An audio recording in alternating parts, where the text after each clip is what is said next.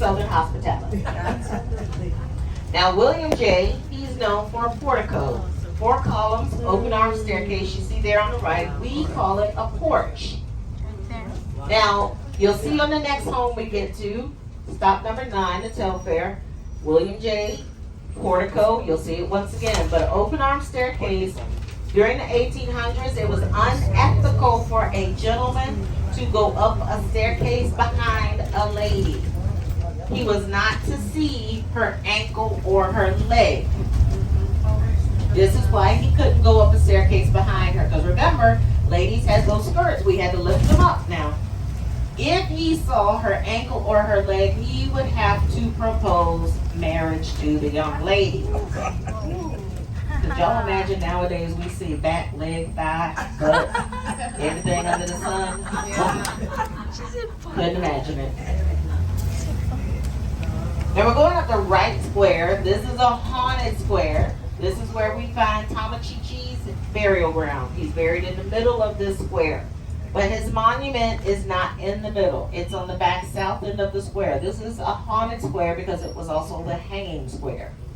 Now the boulder you see on the far south end of the square to the left, that's his monument. 1899, it was put there by Miss Nellie, Juliet's mother, and it came from Stone Mountain, Georgia. She only paid $4 for it, not bad. But in the middle, this monument was erected 1863 to honor her father-in-law, William Washington Gordon, for starting the railroad. So by the time she got the boulder, that was already there in the middle.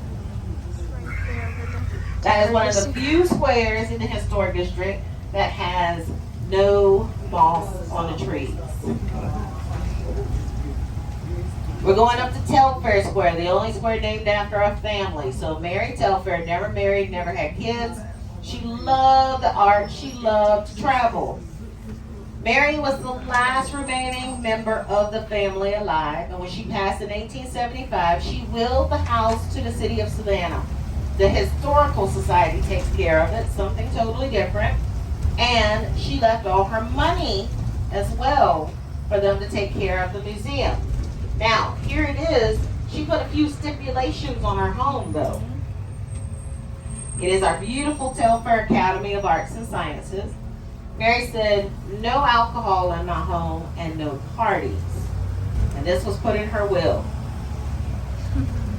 Now, even though Mary didn't like men, in front of her home, there are 5 men, but she had nothing to do with them. They were put there 5 years after she passed away, okay?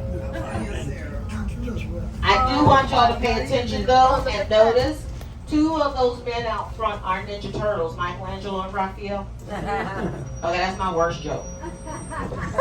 This is stop number 9, our beautiful Telfair Academy of Arts and Sciences. Now, inside, Mary's portrait hangs high up above. You'll notice on the front a portico. It's just a different type of open arm staircase. 4 columns.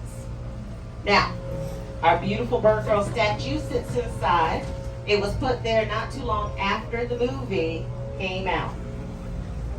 Everybody went to Bonaventure Cemetery where it was before, and they started chipping away at the statue. We thought that was disrespectful, and they were gracious enough to house her in this beautiful museum. Now, the Jepson ahead of us, this is their more modern museum. This was opened in 2006. They just recently, about 3 months ago, added a beautiful little children's museum. Kind of cool. Nice, beautiful. They hold all their galas. Let me tell you why. In the 70s, the Historical Society decided they wanted to have a fundraiser in the home. Okay, they're already getting ready to go against what Mary said. They didn't care. They needed to raise some more money. Lo and behold, a storm forms 20 minutes after the gala starts, only over Telfair Square. 30 minutes after the gala starts, the house starts shaking. Walls, windows, everything. They're like something's wrong. Mary's portrait falls off the wall onto the bartender because they put the bar underneath her portrait. Why? I don't know. And then they decided, well, wait a minute, let's put her picture downstairs. Maybe she's watching us. Thought everything would stop. Nope.